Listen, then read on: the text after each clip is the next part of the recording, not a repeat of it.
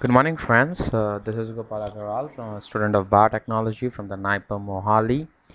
So this is my first educational video, and in my first educational video, I'm presenting to you how to sequence polypeptides, right? So today we will start sequencing a polypeptide, but before sequencing a polypeptide, we are first going to see some basic concepts, right, that will be useful to us in sequencing a polypeptide. So the first question that comes here is, what are polypeptides?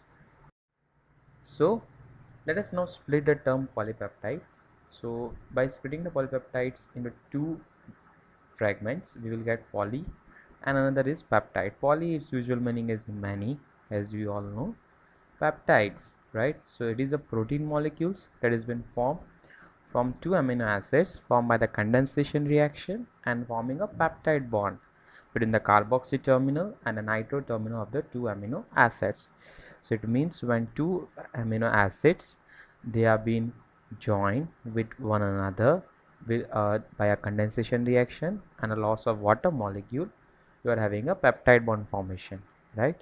And that is a peptide. When such peptides are being arranged with each others, right, forming a very long chain, again the two peptides will join with each other forming a peptide bond, right? So you're going to have a very long chain of peptide, and that is called as a polypeptides. Now as we talk of amino acids, uh, here we are having 20 amino acids that occur in nature, and of this, as we all know, that they all have a 3-letter code and a 1-letter code. So for example, glycine is been known by GLY and its 1-letter code is G, right? So for sequencing of polypeptides, it's usually we are using 1-letter code, and therefore for the further slides you need to remember 1-letter code of all amino acids, as it will be useful to us. Now after seeing that what are peptide bonds, now let us see how the peptide bonds have been formed. So in this figure you are seeing two amino acids, one is methionine and second is alanine. Now friends, the methionine written over here, it means that the R group that is in the basic general structure of amino acid, and alanine also occurring in the basic general amino acid. So here in both these cases, methionine and alanine, here methionine written over here is the, it means that the R group of the amino acid is having the methionine, and alanine written at the left hand side amino acid, it means that the R group that occurs in general amino acid structure is alanine. So now let us see the ball and stick model of the two amino acid. So above the methionine amino acid, there is a ball and stick model of methionine. Above alanine, there is a ball and stick model of alanine, right? The C atom is nitrogen, and the light blue, they are the hydrogen. Brown one is carbon dioxide, carbon, and the red one, right, it's the oxygen in both of the ball and stick model.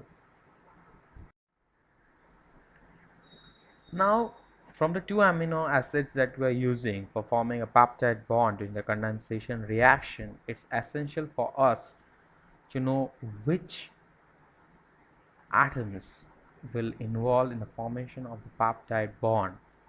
So here I have lightened this atoms that have been responsible for the formation of the peptide bond with the yellow color. It means that from methionine, oxygen, and from aniline, two hydrogen will be removed as a product of water, and C double bond O of methionine and NH of alanine, they will then combine to form a peptide bond, and both of these then amino acid will form a peptide bond, as you're seeing here. The water has been removed as a byproduct and a peptide bond has been formed. And the above this, that is, you are seeing a in very light shade the ball and stick model of the peptide that has been formed. So similarly, other amino acids will be then attached to the growing chain, right?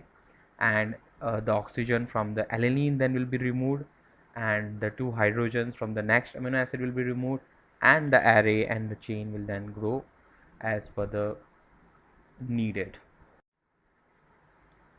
Second basic concept that you need to know is specificity of enzymes. Many enzymes, they cleave at particular amino acids only. So and at which terminal, right? That's called as the cleavage points, right? So we need to know that, for example, trypsin from the bovine pancreas, right? It cleaves only lysine and arginine. So in the further slides you will see lysine will be denoted as K, arginine will be denoted as R, because there are the one letter code for the lysine and arginine respectively. Similarly, you have chymotrypsin, pepsin, cyanogen bromide that cleave at a particular amino acid only. This is called the specificity of enzymes, right, for their cleavage. So in the coming slides we'll focus on trypsin. So you need to remember that trypsin will cleave lysine, arginine, chymotrypsin will cleave phenylalanine, tryptophan and tyrosine. So phenylalanine will be denoted as F, tryptophan as W and tyrosine as Y. And you remember that both of this enzyme, trypsin and chymotrypsin, cleaves from the C terminal end of the amino acids.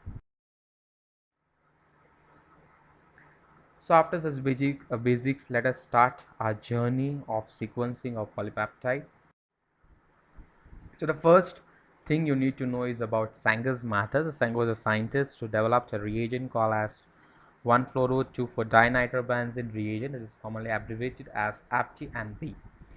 Now this reagent FDNB, it labels the amino terminal residue of the amino acid.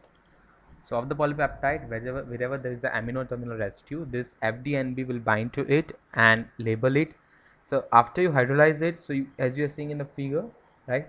So there is a polypeptide. We are treating it with the FDNB, right? And so it has then labeled the amino terminal, that is the first amino acid present at the end terminal of the polypeptide, and once it has attached to the amino terminal of the polypeptide, so after we are hydrolyzing with the 6 molar HCl, so it has then undergone the hydrolysis and it has separated the amino terminal residue, right, and the remaining polypeptide chain. So from the whole polypeptide chain, now the end terminal residue has been left, has been removed. So similarly, you can, after one chain is been after one amino acid has been removed, so now the other amino acid is now at the end terminal position. For example, there is a aniline, tyrosine, tryptophan, phenylalanine polypeptide chain. So after removing aniline, right, by the FDNB method, now tyrosine, that is now at the second position, becomes the end terminal, because first is alanine, second is tyrosine, So now tyrosine has become at the end terminal position after the removal of the aniline. So first it was aniline, now it is tyrosine, right? So now after removal of tyrosine, the third amino acid is tryptophan. So now tryptophan will be then removed. Tryptophan will become the end terminal residue. So similarly, you can go on labeling FDN with the NBNB, and you can sequence the whole polypeptide. But we will use this FDNB only for the initial stage of the coming sequencing that we are going to see. So how you know that whether your RDS, what N terminal residue is which amino acid? You need to identify the amino terminal residue with the help of some reagents. You need to identify the RDS, which group is attached to it, and on the basis of that you come to know that which amino acid is the N terminal residue. Now, in order to sequence a whole polypeptide, we have to take a example. So in this example, we are taking a polypeptide of 19 amino acids whose sequence is unknown, and we are sequencing it. We are treating this polypeptide initially with the FDNB reagent. So from that we are going to get the N-terminal residue amino acid, and also we are treating this polypeptide with the trypsin and chymotrypsin. Now why we are treating this with trypsin and chymotrypsin, we will see in the coming slides. So initially the polypeptide is treated with the FDNB, right? So after treating with FDNB, it is we found that the amino acid was proline. So we determined the amino acid, right, and it was found that it was a proline, and thus the amino terminal residue has been now known. So now of the 19 amino acid, we are knowing that at the amino terminal at the starting of polypeptide, right, the first amino acid, so here you're seeing the 19 amino acid line, right, so of which your first amino acid you are knowing, and that is the proline. Sorry, we are having the 20. Okay, so now let us move further. So now we are treating the polypeptide with trypsin enzyme, and we are getting the following result. So from the treating with FDNP, we got to know that at the, of the 20 amino acids, right, at the N terminal residue there is proline. So now remaining 19 amino acids, we need to know their position and which amino acids they have been there. So 4 fragments we are getting by treating with the trypsin. So fragment number 1 when identified show the sequence of, so it is T1, that is fragment number 1 that has been obtained by treating with the trypsin enzyme, and that we got is as phenylalanine, tryptophan, tyrosine and lysine. Now remember that trypsin, it cleaves the C-terminal amino acid residue having lysine and arginine. It means that after lysine, whatever will be the portion will be cleaved, right? After the C terminal of the lysine and arginine, whatever the amino acid we are having, it will be cleaved. For example, in this case, you are having phenylalanine, tryptophan, tyrosine, lysine, and suppose after this lysine, you are having vanillin, isoleucine, leucine, right? So the fragment that you will get will be of leucine, isoleucine, vanillin, and also of phenylalanine, tyrosine, tryptophan and lysine, because the trypsin has cleaved it in such a way after the C-terminal residue of the amino acid.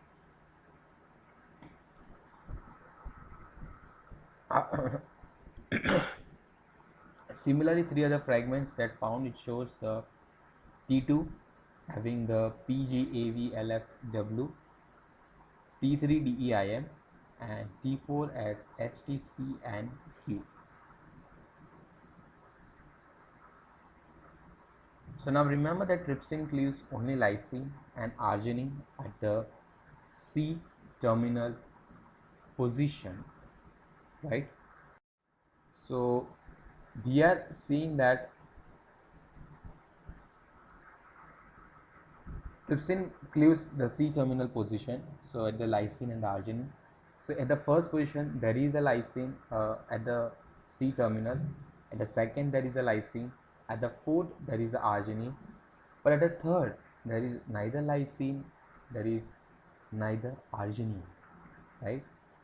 So thus the polypeptide is having the sequence of PGGAVLFWK DEIM. So trypsin has cleaved after the lysine, so we are getting the 2 fragment as DEIM and the above stuff, right? So the T3 fragment is at the C terminal, as it does not have any of the lysine or arginine present at the and remaining of them have it. So you are seeing the T3 fragment that we have obtained after treating with the trypsin, right? It is having DEIM, right? It means that this T3 fragment is at the C terminal. It does not have neither lysine, neither arginine. It means that it is somewhere either at the end or at the beginning of the residues, right? Either at the of the polypeptide at the C terminal or the N terminal, but this here it is at the C terminal and the EIM is at the C terminal and because if it was at the N terminal, right, then there would be some another fragment also that would be obtained with the lysine or the arginine. It will be a very big fragment, but here we are getting with a small fragment without the lysine and arginine. It means that this is at the C terminal end. So now we are knowing the 5 amino acid position of the 20. So we are from the 20, we are now identify the 5. First is proline, and at the 17, 18, 19 and 20 position we are having DEIM amino acid respectively. Now let us move further. So after the treatment with chymotrypsin, we get some more fragments, right? So we got the first fragment with YWKSTCNQRDEIM. C2 we got WSTCNQRDEIM, and C3 we got KSTCNQRDEIM. Chymotrypsin cleaves what? It cleaves phenylalanine, tryptophan and tyrosine from the C terminal. So now we are seeing C1. So there is a after the C terminal there is a phenylalanine, tryptophan, right? It's been present over there. So before at the C1 you are having a fragment, right, that is having phenylalanine, tryptophan, KSTCNQRDEIM. So it means that in the C1 fragment before tyrosine there will be either phenylalanine, tryptophan or another tyrosine molecule, right? And secondly, what we are seeing is DEIM is been repeated at the end in every fragment that is been obtained by the chymotrypsin. So it means that DEIM is that is present at the C terminal of the polypeptide, right? So the amino acids that are between this phenylalanine, tryptophan and tyrosine, they are also present at the C terminal of the polypeptide, right? So seeing C1 that we are getting another 9 amino acid at the C terminal site, because we are now knowing that the EIM is at the C terminal, and before the EIM we are having the 9 amino acid YWKSTCNQR. We are not taking before Y because we don't know whether it is phenylalanine, tyrosine or tryptophan, right? But we are knowing till now that DEIM is at C terminal, so we are placing the DEIM at the C terminal, right?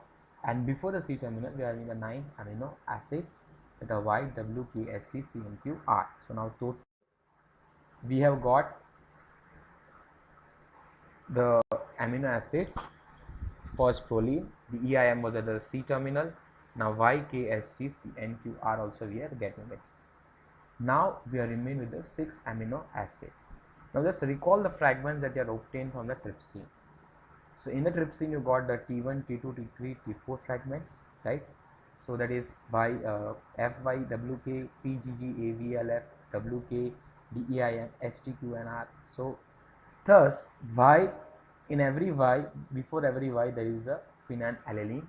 So before Y at the 7th position you will get now phenylalanine. Now remaining 5 amino acids now we need to know. After P, in the second fragment that is been obtained by the chymotrypsin, you are having GGAVL. It means that this GGAL will be at the 2nd, 3rd, 4th and 5th and 6th position. So we are going to get this way 2, 3, 4, 5, 6, that is GGAVLF, right? So The whole sequence you are getting it: PGGAVLF YWPSTCNQRDEIM, and in this way we have sequenced the polypeptide. So I hope you have got the basic concepts right, and I'm thanking you. Hope we meet soon with some other educational video. The suggestions are highly welcome at the given email ID. Thank you.